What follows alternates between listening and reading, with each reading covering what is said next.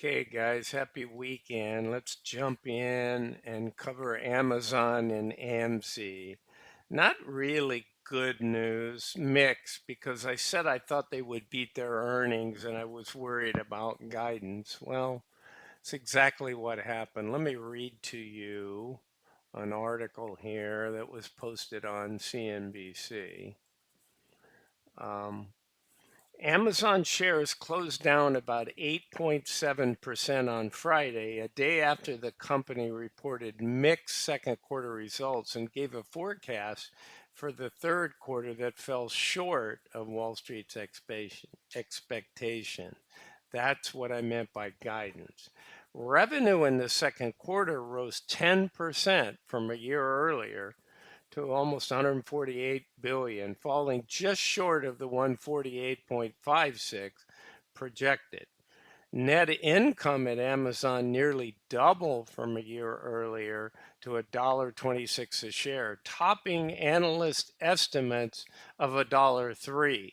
That's where I was focusing on the gain would be, and it was. They beat 103 with a 126 and providing the latest evidence that the company's focus on cost cutting is bolstering its bottom line. And I was hearing that from employees I know there, that they had a cost cutting in place and it was working. Obviously, nobody has access to the details on the financials, nor would they tell you if they did.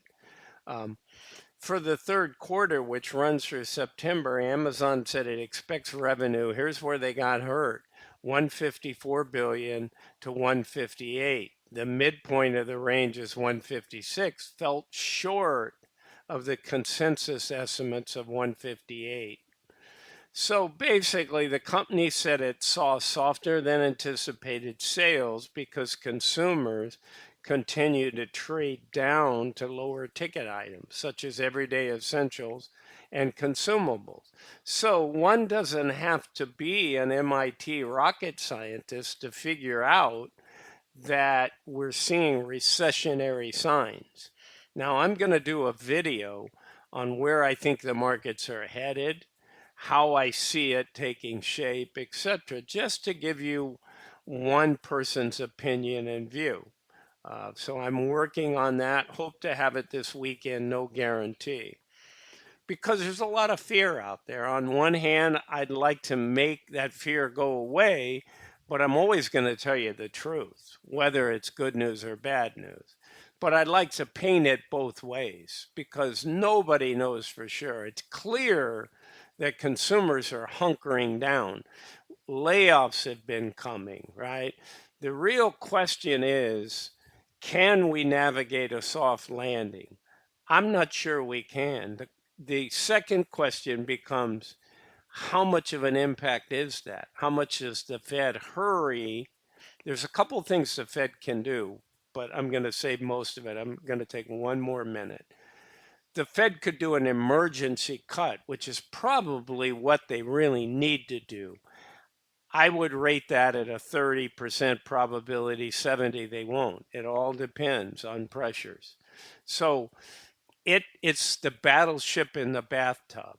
It takes a while to have the impact be seen.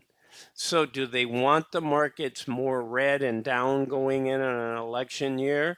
Or will there be pressure for them to do something? The only thing they have left in their quiver, right, of arrows is rate cuts because they did raise aggressively. And that has a negative impact in many ways. It hurts the small companies, it hurts borrowing, even on the large guy, and it causes the consumer to hoard and or shut down on their spending, delaying spending. And that impacts earnings across the board. And we've seen it, we will see it, and it leads to more layoffs. So the Fed had earlier, the last statement, the Fed earlier this year in June said they thought 4% would be the maximum that we would ever see in unemployment rise to. Well, guys, people are saying, oh, we only went from 4 to 4.3. Well, the Fed in June said they thought 4 would be the absolute maximum. We're already at 4.3. The million-dollar question: do we go to 4.5? Do we go to 5? It's certainly possible, but I plan to do a more in-depth analysis because that can cause a lot more pain. If you think we've seen pain, we got to have a lot more pain. But I have some rosy things that I can tell you as well. So look to that video forthcoming um, to try and give you some things to look for in more details. Okay, AMZY. So we see the impact and one of the stellar performers in my mind. I'm sure that ad revenue was there when you look at the 126 versus 103. But this market, when a market is near all-time highs, and we certainly are, you get price for perfection. So when you say we're seeing a slowdown and people are shifting to more expensive items for cheaper alternatives, that tells you something. Certainly wealthy people, even with real estate assets, somebody asked a question on my Discord. They said, well, I only have enough to buy, 50 shares. How are people buying 3,000 shares? Where's the money coming from? And I said, one could argue we're in an asset bubble. I don't think the stock market is a bubble because there's few alternatives, because we've seen the impact on real estate slow down, but real estate is still at all-time highs. So there's a lot of wealth and people have made it in not only their home, but smart people have acquired other homes or rental properties. So even if you're in a situation where there's a decline in its softness in sales and time on market is long, and in theory, market values are dropping, you don't get rid of an asset, your rent doesn't necessarily go down. Unlike some of these income funds, if we get true NAV reduction, then essentially how much you're going to get paid is going to go down. It just is a fact. Okay. So I worry when people say they're doing all of these, extreme margin kinds of things. That works in an up cycle. And I'm not saying we're completely in a down cycle. And I'm all about leveraging an upside. Guess what? When I'm in an income fund and I see the underlying move up, what do? I want to go out and buy the underlying in a 2x. I want to leverage that money. So I'm all about leverage, but I'm about smart leverage. If the money you're borrowing on a second on your home is, you got so much equity, you don't even care if you lost that income, and you're double down on margin in an income fund or any asset that you're betting on, you can afford the loss. It's the young people who go into these scenarios and try and mimic people who have a lot more wisdom and a lot more money, okay? And so they're trying to mimic them. One hiccup in the market, like a Friday hiccup, they may be done or lost a substantial amount and don't have the ability to recover. That's what I mean. I don't mean don't use margin, okay? But just understand, I've seen it both ways, right? You take a 30% hit or 20 more percent in a downturn, and I guarantee you the people on margin won't be able to pay their margin loan. The majority, not the well-heeled, like I said, in a certain situation. So please just be careful, but go for the leverage. I do it when I want to with 2x ETFs. I don't tend to use margin that much, but I'm not going to tell somebody who's intelligent and has a lot of financial wherewithal not to do that. That would be silly. Okay, guys, enough of that. So that's our scenario. We won all our weeklies. Look at this, 1 penny, 1 penny, 1 penny. I love it. I hate it, honestly, when they have to pay 2 or 3 cents. And I really think, I don't know if it's a fund manager miscue or it's just what they're stuck with. I know that they have to make a phone call. I know that they have to do things that in the flex system to avoid the puts on that side of it being ever assigned to them. So by operating in flex, I don't know why they're not always able to buy them back at a penny when they're obviously way under. Look, these were 197s, 195s, right? Where are we? We're at 167. So this is what I expect all the time. It doesn't always work that way. But again, I'm not pushing the keys on the Bloomberg terminal and I'm not operating in the Flex environment, even though I understand the rules and how it works and the European option selection so you don't get assigned and why you don't want to get assigned. So that's my little rant on that. All right. So we put on new plays. First thing I don't like about it, sometimes you get a bounce, right? You come down and you bounce. Well, did they allow much for a bounce? They did ladder a little bit, right? We got 65, 55. They laddered at 170, but that's 1.25%. Now, if we continue down to 162 or 163, it's a given, you know? And I'm just saying it seems in close, but I get it. Look at the difference here. I assume these were done around the same time. So they got $2.22 at the 170. Look when they dropped to just $2.50 more, which gave them double the cushion, right? From 1.25% out, more than double to 2.74. They dropped 80 cents. Now they didn't drop in half, but I get it, right? They want to collect more money. Now this was double the volume, more than double the volume. So they got 1,455,000. They only got 432. But the real difference is described here, right?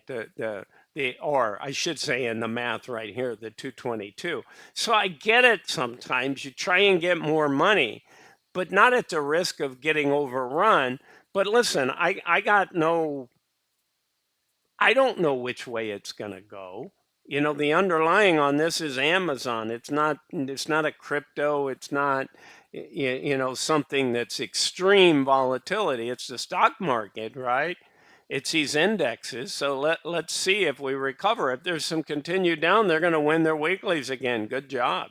I'm just saying it seems in tight to me, 1.25. All right.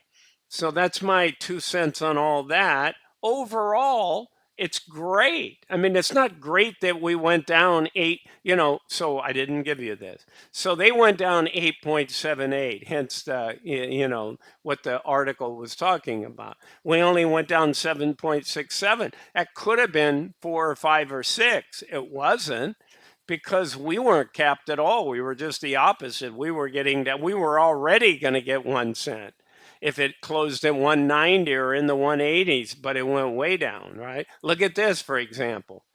We wrote this one on Thursday when the stock was still, high 180s. We wrote a 200. We got $2.20. Wait till they could have bought it back on Friday for 7 cents. That's what it closed at.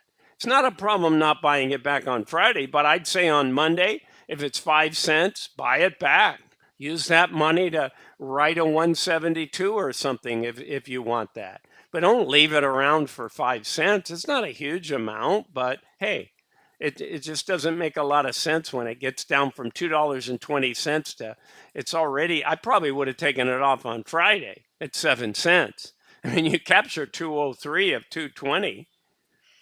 So anyway, guys, but that's just a note of how they only had the cash to do a few, and that's what happened. They used it along with the synthetic. All right, let's go over and see our weekly summed up. Right, so here we are with the bulk of our stuff, not very far out. And this is a guy out. Oh, sorry, I said 200. It was a 197.50. But look where we are at 167. That's $30 or 17%, right? Almost 18%. All right, let's look at the holdings. Now, with the good news comes the bad news. You always have a synthetic, right? The synthetic is a pure long play. Well, we went from 22 million, or sorry, from 15 million to 32 million. So we got a big old liability. Now, something that did happen, and I forgot to tell you because I went on about the earnings, is we did get 200,000 in the door. And I'm going to tell you about the trades that were put on. I was focusing on what we won back and all the rest. So let me do one thing. Let me update this. 170,575, 620. Okay. So that still 32. I updated all of these. Okay. So from when they wrote these, the stock moved up and it sort of hurt these, right? We got closer. So they may have been, when they executed them during the day, lower, and then the stock moved back up because normally, they were writing these at this one at 220, and I think this one around 220. Let's look at them. 141 and 220 for the bulk of the 170s. 221, 222, and then 141. So you can see that these moved against us. This one closed at 280, right? So that, and then this guy that we were getting 141 closed at 180. So the 220s moved to 280, the 141 moved to 180. Again, it's intraday. It doesn't really matter, but it pushes us up there closer. The 2 million we collected, we'd have to pay 2.5 to buy back. This is what I wanted to fix. So let me do that for you guys. Yeah. So we're at 1915, down the 7%, almost 8%. So we're close. We're 2 cents cheaper than what they're saying fair value is. So what I really wanted you to do is look at this guy here, because that's pretty ugly, right? The 32 million. The good news when I go over here for payouts, I forgot what my projection was right now. I hadn't done this, but I needed to get the projection out early for the weekend to get it in people's hands. They clamor for that. So this was 72 cents. So we're up to 92 cents with writing all those additional calls. However, when you have a 32 million loss, they're not going to pay all of that. Okay. I think my scenario is good with what I think I was around 74. I literally don't have it in front of me, and I apologize for that. But go look at my projection, and I believe it was under 765. I think it was somewhere between 70 and 74 cents, and kind of anticipation of being beat up, knowing those synthetics are coming down. So where did we get some additional cash? Well, we put on, I can share this with you guys. So we went out, and these were with that additional 200,000 shares, right? From 8,700,000 to 8,000,009. You saw this one, the 170, 360 at 221. But we put on 360 at 12 cents and 30, and then we sold a put. Why? Because we're way the heck under that 200. We're $33 underneath it. Add some time premium and then you get 34 there. And then these are all the 1 cent buybacks, right? 655 and 3070. And then we're able to sell at 170s for 222 and the 172.5 for 141. So just a reminder, the only thing I hadn't shown you guys was this. So let me go calculate this. I thought I actually calculated it. Wow, that's more money in the kitty. So that's big. Let me get that in the number. But honestly, it wouldn't change my payout projection because, and that just gives us more money in the kitty, guys. But with that liability, it will be really interesting. So let's go there. Let's go to payouts. That's a minus. Why is that? Oh, yeah. Okay. It took it up from 92 cents to $1.06. Okay. So, and when I first looked at it, I went, oh, no. So, the point being, a lot of you would say, remember, I don't have the ability to see what they had last month because I jumped in and just started covering this brand new. So, I don't know how much money they had when they paid 76, but I know what they have this month, but I also know what their liability is. So when you figure what their liability on this, let's round it to 9 million. Okay. That's $3.40 something cents. So you got a 340 loss on paper and you have a dollar gain. So I think my 70 to 74 cent range, maybe they pay 76.5, right? Who knows? I really don't know if there's a carry forward, but I'll do whatever I positioned, I'm sticking with. This is at least a positive. If they pay us down, I'll have a small carry forward. Okay, guys, sorry I took a while on that, but I wanted to give you all the details. You know, without the details, people don't really understand it. And I don't expect you to know the options completely. Just know that you have a yin and a yang, right? You got a pure long stock. So when the stock underlying drops a lot, your synthetic gets killed and you win your weekly. The same thing when you're rising, the synthetic's making a bunch of money, but if it rises way beyond the weekly calls, then that takes away your gain. So the perfect scenario is a small rise, a small decline, and flat all give you income. You just don't want to have a lot of small declines consistently because they'll drag down your synthetic too much. Okay, guys, that's what I got for you. That's my videos here. Again, this is Bruce with Targeted Wealth Creation, not financial advice. I'm not a financial advisor. For fun and entertainment, see you guys. Have a great rest of your weekend. Bye for now.